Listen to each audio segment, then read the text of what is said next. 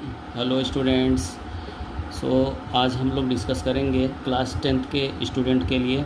इसमें पोलोनोमियल्स के क्वेश्चंस अधिकतर पूछे जाते हैं बोर्ड के एग्ज़ाम में, जैसे कि ये if the product of zeros of the polynomials K x square minus six x minus six is 4 then find the value of के।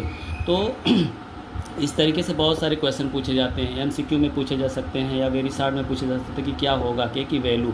ठीक है, product of zero is given. पहले क्या करेंगे, हम इस इक्वेशन को राइट कर लेंगे। बहुत सिंपल तरीके में हम लोग इस क्वेश्चन को सॉल्व करने वाले हैं। आप देखेंगे तो ये इक्वेशन दिया गया है के x square minus six x minus six. ठीक है, इसके प्रोडक्ट क्या है, 4 है। तो सबसे पहले क्या करें, हमें एक क्वाड्रिक इक्वेशन, तो क्वाड्रिक इक्वेशन का हम फार्मूला यहाँ पर राइट करेंगे A x square plus B x plus C equal to 0। इससे हम कंपेयर करेंगे। ठीक है, कंपेयर करेंगे तो कंपेयर करने में क्या मिलेगा, ए का कंपेयर करेंगे तो ए इक्वल टू क्या होगा, इस इक्वेशन से कंपेयर करेंगे तो ए की वैल्यू क्या होगी, फाइंड के हो गई।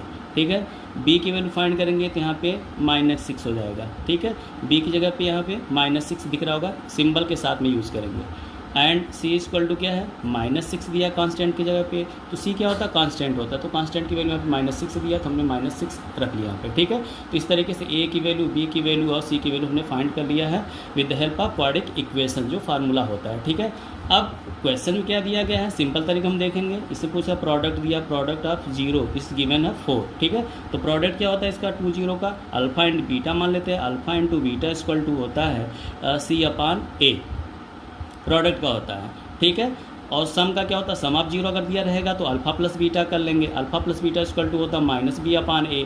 इसके फॉर्म में भी लगा सकते हैं। कभी कभी क्या होता है कि सम ऑफ जीरो दिया रहता है तो हम ए वाला फार्मूला यूज़ करेंगे, alpha plus beta equal to -B/A पे रखेंगे वैल्यू। ठीक है, लेकिन यहाँ पे प्रोडक्ट दिया है तो हम ये वाला फार्मूला यूज़ करेंगे, alpha into beta equal to C/A।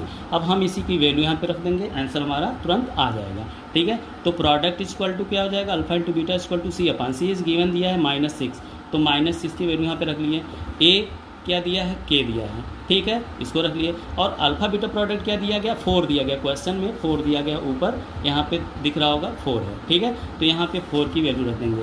अब यहाँ पे अल्फा इंटू बीटा के नीचे हम 4 रख दिए, इक्वल टू -6/K कर लिए। इसके नीचे कोई नंबर नहीं है तो इसको हमने क्या कर लिया, 1 को रख लिया। ठीक है, अब यहाँ से हम क्या करेंगे, क्रॉस मल्टीप्लाई फाइंड कर लेंगे। यहाँ से 4 की वैल्यू, यहाँ से 4 के आ जाएगा, इक्वल टू -6 का मल्टीप्लाई हम करेंगे तो -6 फाइंड हो गया। क्लियर है, के इक्वल टू क्या हो जाएगा, -6। 4 का इधर ट्रांसफर करेंगे तो डिवाइड हो जाएगा। अब कट जाएगा ये 2 से, 2 3 जा 6, 2 2 जा 4। के की वैल्यू जो यहाँ पे फाइंड हो रही है, के इक्वल टू हमारा फाइंड हो गया -3/4।